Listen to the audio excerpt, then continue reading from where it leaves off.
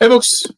Zach Osterman here. I'm still figuring out this whole live thing. Forgive me. I'm trying to tweet out the link as we get started. But this is Mind Your Banners for, I guess, a special edition of Mind Your Banners from Monday, September 23rd, 2024. He is Kyle Neddenriep.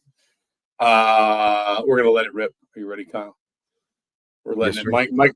Mike Woodson let it rip. Indiana picks up its first commitment in the 2025 class. I think it's fair to say long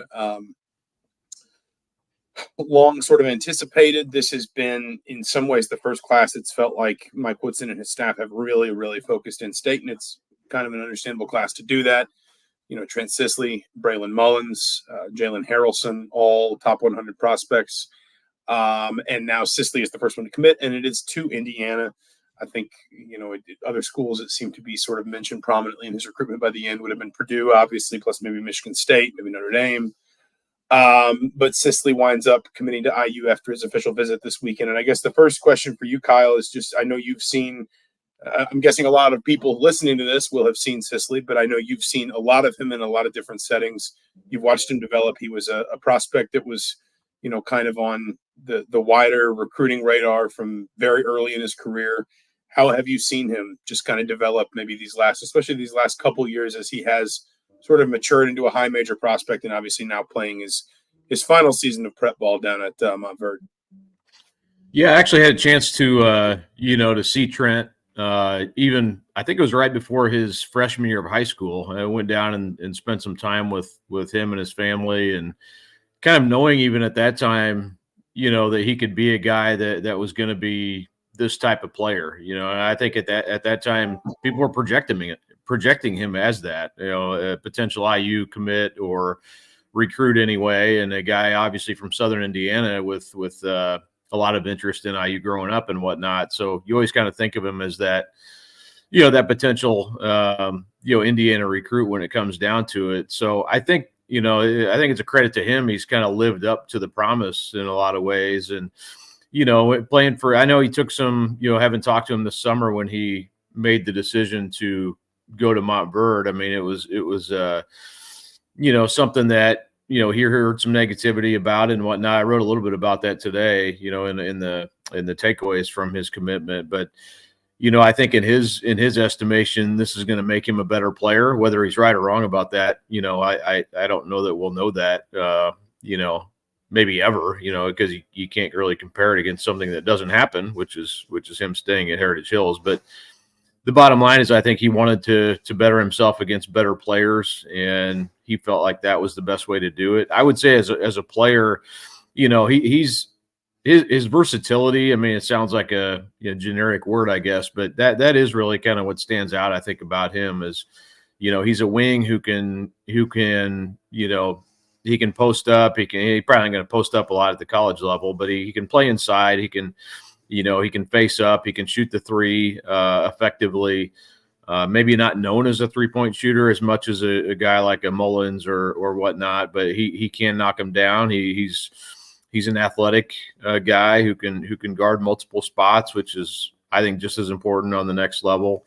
And he works his tail off. I mean, that sounds like another generic thing to say, but I think that's maybe his best quality is he's just a worker, you know, and I think that's going to bode well, you know, for his future, you know. And I think it's fair to say, and I think Adam Finkelstein wrote about this in the 24/7 assessment of him, is maybe he doesn't have the highest of high level as maybe, some of the other guys in the class, like even like a Sisley or Mullins, you know, for projection wise, but I think he's a multi-year, very outstanding multi-year player, potentially. You know, that's kind of the potential at the next level. So I agree with that assessment. I think he's a player who can come in and be a multi-year impact player for you, and maybe pretty quickly, you know, as we kind of see his progression through this year and then into next spring and kind of see where he's at that point. But I think this is going to help. You know, and I hate to, you know, from a standpoint of not being able to cover him regularly, I don't love the prep school stuff, but I will say I think it made it was a tough decision for him, and it took a little bit of courage to do that. So, you know, like I said, whether it's right or wrong or whatever, who knows? But I think he made the decision. I think it's going to he thought would help him the most at the next level.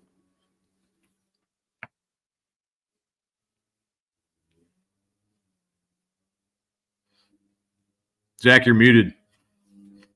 There we go. I was getting emails and I didn't want like the Outlook chime to be to be ringing through. But no, the first thing I kind of wanted to follow up on there was you and I have both been around long enough to see guys who come through who get, I don't want to call it hype because hype always seems like it's something sort of, I guess, malicious in a weird way. But guys that are, kind of burst out onto that national stage young, and then whether they stop growing or, just something goes sideways with their development or whatever, injuries just never quite fulfill it. You have, as you said, you went down and spent time with Sisley, I think, before even his freshman season. Obviously, you've covered a lot of him these last couple of years. What in your mind has kind of allowed him to be one of these guys that is on the radar early as, hey, this should be a pretty good Big Ten player. This should be a guy who's a legitimate, whether it's top 50, top 100, but a high major college prospect, that he has just kind of every step of the way continued to live up to that. You talk about his work ethic, obviously his versatility, particularly I think defensively is where maybe that's particularly intriguing for a program like Indiana. But just what do you think has allowed him to just kind of constantly meet that bar when, ultimately it got set pretty high for him pretty early in his career? Well, I think a lot of it's just physical maturation, and I remember seeing him play. I think it was after his, it was going into his sophomore year at Heritage Hills, and even at that time, I was like, man, he looks like a totally different player physically, just way more aggressive, assertive, whatever word you want to put on it. He was just attacking the basket, playing with abandon. And that's kind of how I think of him as a guy who's just kind of always making stuff happen, always, whether it's offensively or defensively, attacking the glass, being a guy who's going to be a high energy type of player. And I think that's where he's continued to, and again, that's probably the biggest jump I saw from him, going into his sophomore year even, and then continually, obviously, physically to just get stronger and better. And I think also too, and I think it does help him, and you talk about, his own, personal improvements and whatnot, but I think it's going to be good for him where he's played like he's been the guy at his high school team. He's been the main guy, the star player, the guy that everybody puts on a scouting report, number one. I think that's a good thing and of course, a lot of high school players are in that position, but some more than others. And I think he's definitely been that. I mean, everybody's out to get him, in Southern Indiana, they're all wanting to beat Trent Sisley and beat Heritage Hills. So I think that's a good thing for players to have to go through and be kind of the marked man. So I think that has allowed him to improve a lot. And and I do think now, he's in a little bit different role, or he was too with his AAU team, where you're one of several guys being accounted for, and I think that'll be kind of a similar case at Montverde. But I do think that being the guy everyone's trying to stop, you have to figure out different ways to go about your business. And granted, they're not always playing the highest of high level 4A teams, but they did play a very competitive schedule for their level. And, he played against a lot of good players, and I thought he played really well in the junior all-stars too. So, I think he's he's had a lot of things thrown at him, and he's obviously the all-time leading scorer down there in 3 years. So, that tells you something too. But yeah, I just think a lot of it's physical, and a lot of that's probably similar to a lot of players at his level. But you're definitely right, because we see a lot of times where players don't pan out coming into their freshman year. And I remember when our headline, I think, referenced Damon Bailey, back when we originally wrote about him, and it's like, man, that's a lot to put on a guy. But that's kind of the reality of it. Everybody knew who he was even then, pretty much. So he's had a lot, I don't want to say pressure, but just a lot of eyeballs on him from an early age, and he's been able to live up to it. And I don't think he minds that a whole lot. I can't get off mute. There we go. We're figuring out StreamYard. We were so used to Zoom, and now everything's in a different place. You mentioned Montverde Academy, obviously transfers down there. Indiana fans will be very familiar with Montverde the last few years. Jalen Hochefino came through Montverde. Malik Renew came through Montverde. Other players have come through Indiana, recruited that wound up at other schools. Obviously, this is a slightly different situation, and I've been trying to think of an example, and I'm sure if I sat here long enough, I could find one, but where Indiana recruited a player from the state that wound up leaving the state for prep school, but then committing to come home. Robert Vaden, I think, comes to mind. I think Vaden did a prep year out in New England somewhere. There might be someone more recent I'm forgetting. But I'm particularly intrigued by the move for someone like Sisley, who, we'll see kind of what Indiana's roster situation is right away next year. Obviously, there's a number of guys that Indiana's either likely or guaranteed to lose off of this team, particularly if it does perform up to its expectation and is one of the better teams in the Big Ten. It's not hard to imagine a couple underclassmen going along with obviously a bunch of guys, Trey Galloway, Anthony Leal, Umar Ballo, and others who will just be out of eligibility after this season. So there will probably be a lot of minutes for Indiana to sort of offer players to compete for. But the reason I'm really interested in your opinion on what Montverde might do for someone like Sisley is that versatility. Is that he's listed at 6'7". You talk about he's had a posted game in high school. Maybe that doesn't consistently translate in college. Although depending on your matchup, sometimes you get teams that play a little smaller. Sometimes you like to do that sort of post up game with somebody who's a little bit more flexible. I think about some of the success Indiana had with Christian Watford, for example, where as his career developed, he was a really good rebounder and 3-point shooter. But at times, Indiana would really sort of, when teams tried to go small on him, they weren't afraid to post Watford up either. But I think in particular defensively, just what do you think it will do for him as somebody who, part of his profile as a recruit, as a prospect, really does seem to be his potential defensive flexibility, his potential sort of, his potential sort of impact as a guy that can defend 3, even 4 positions as he develops in college. What do you think going to an elite prep school like Montverde that's going to be playing, basically probably about as high level of a schedule as anybody in the country can in the prep circuit? What do you think that does for him, especially maybe challenging some of those areas that we look at and we say if he's really going to be kind of a dynamic player in college, it's going to be in part because he can do this list of things. Just how important do you think maybe this year is for him challenging himself? And if nothing else, maybe kind of getting a sense for, hey, if I'm going to be able to do this against elite guys in college, I've got to get better here and here and here and that sort of thing. Yeah, I mean, that's a great point. I had a chance last week to talk to his dad a little bit about that and just kind of how it's going so far. And it sounds like he loves it. Hadn't obviously we're only September 23rd and we hasn't played games yet or anything like that. But I think the whole purpose, I did talk to Trent about this a while back, but just getting a chance to play even in practice every day against that type of competition, I think is what really appealed to him when he ultimately made that decision. I don't think he would have gone to any, he wasn't looking to leave, just to go anywhere.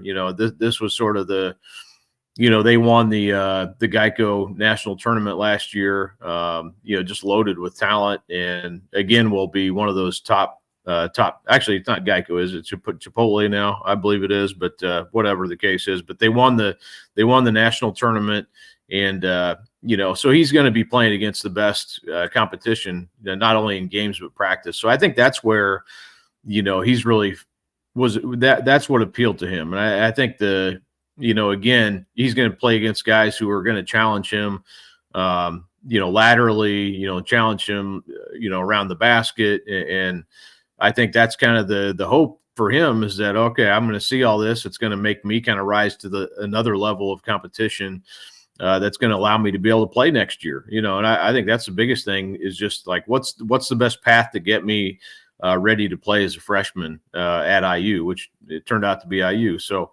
I think that's kind of the reason he, wanted to go that direction. And I think, like I said, we'll find out, I guess next year how that ultimately transpired. But I think that's it's an interesting case study, I think. And obviously didn't make that decision without really thinking about it with him and his family and the things he lost out on as a senior too, like, potentially going for Mr. Basketball, which was always a big thing for him. He's kind of putting this experience ahead of that to, try to ready himself for playing at IU. Just a couple more questions for you. I know you're a busy man with commitments all over the map, and we really do appreciate you joining us.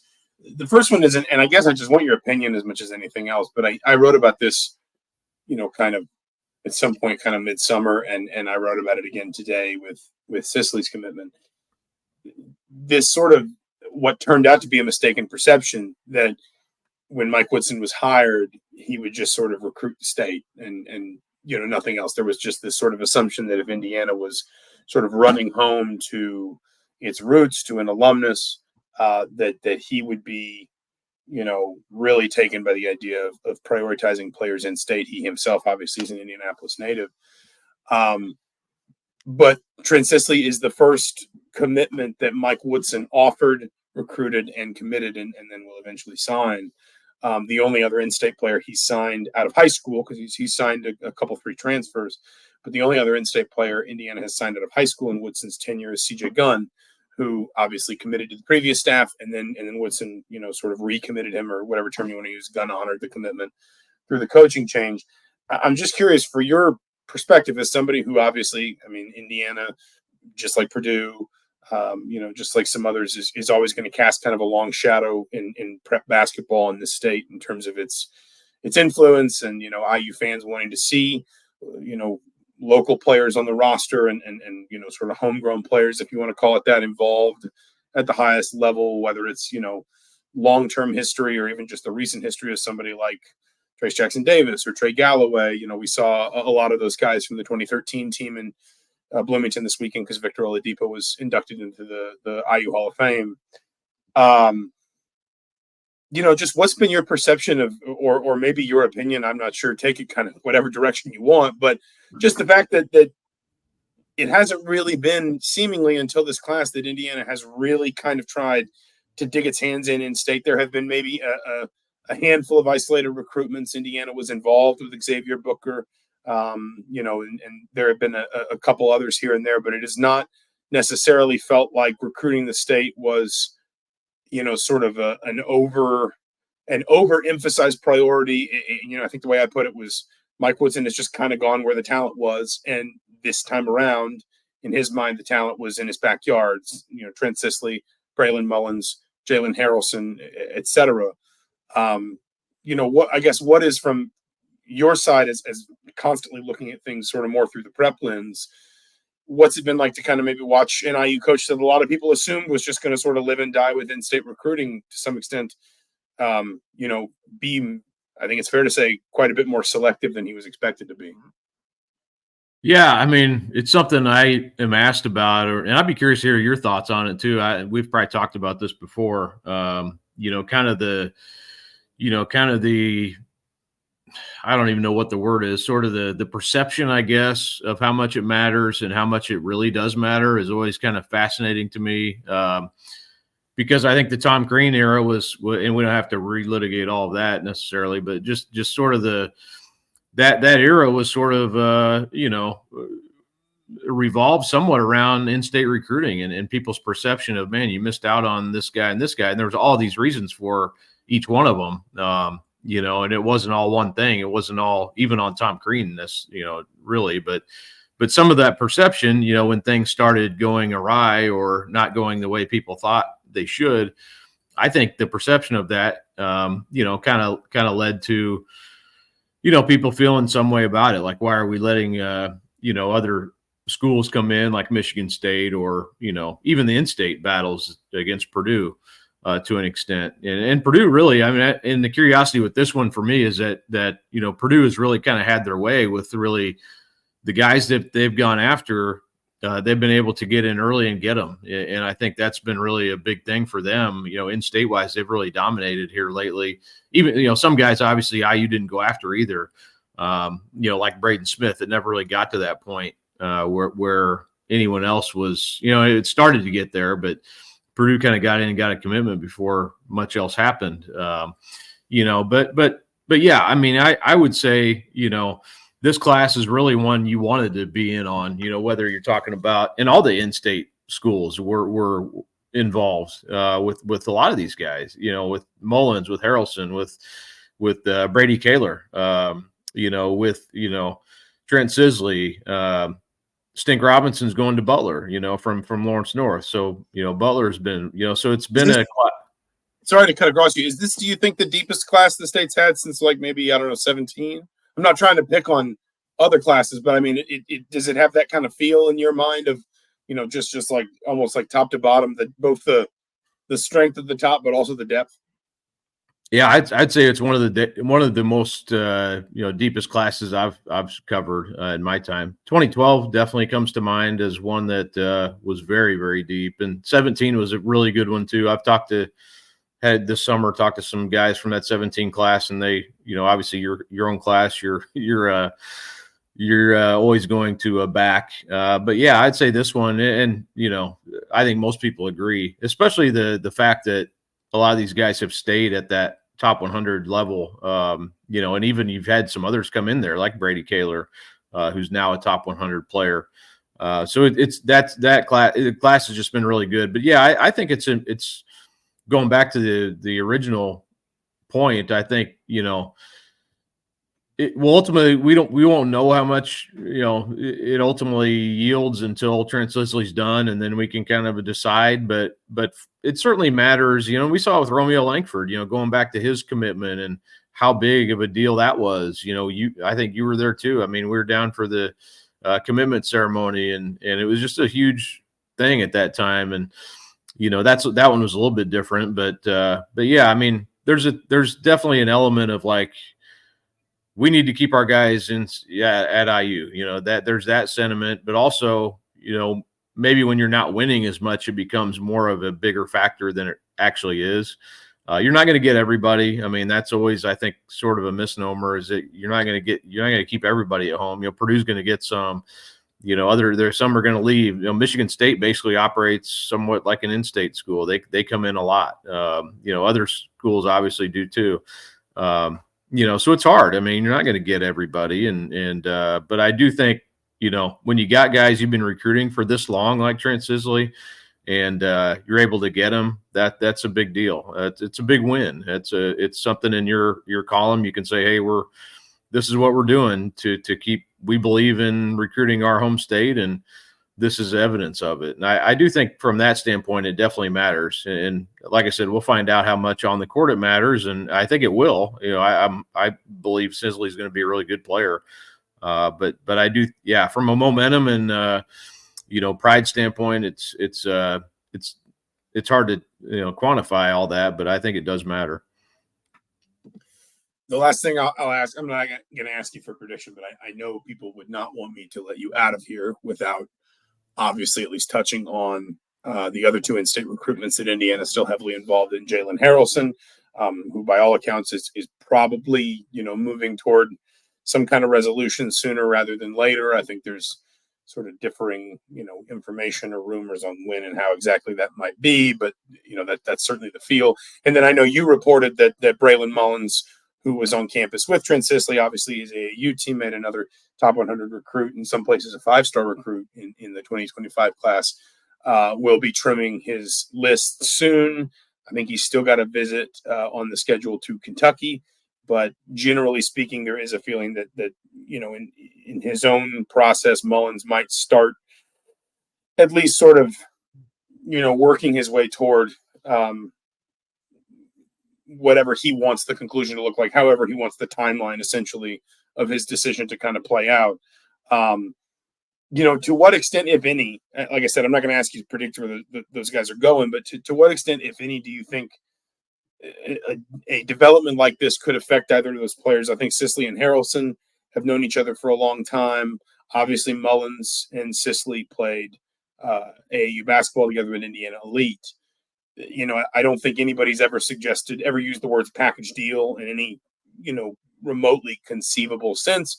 But, do you think that this could affect this could make Indiana, more or less appealing for either of those other two in-state recruits that obviously the Hoosiers are still very much interested in committing.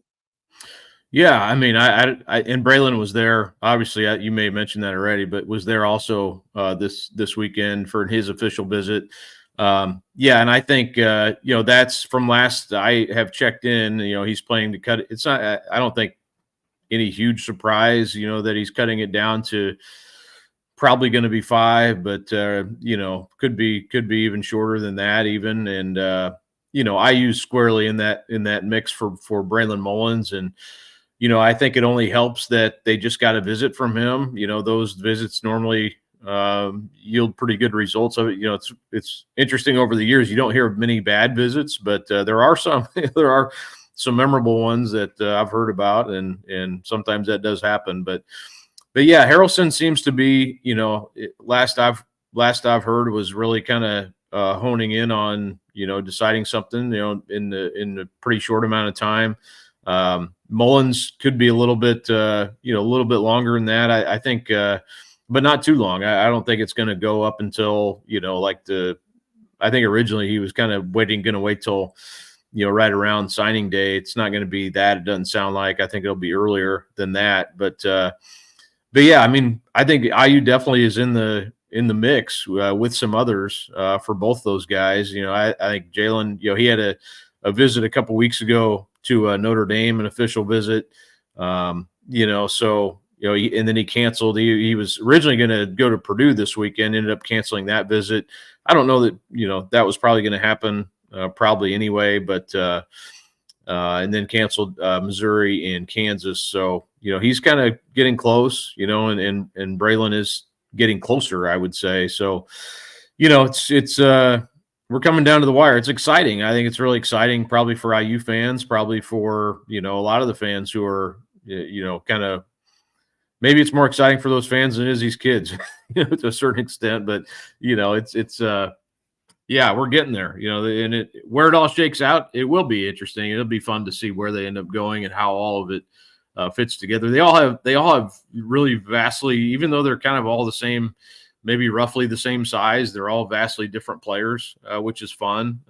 So I think if they do end up, Trent's obviously committed already. If all three of them commit to IU, they all three kind of bring something different to the table. So, but yeah, I'm not, we'll see what happens, but yeah, it's pretty exciting, and all three of them really good players.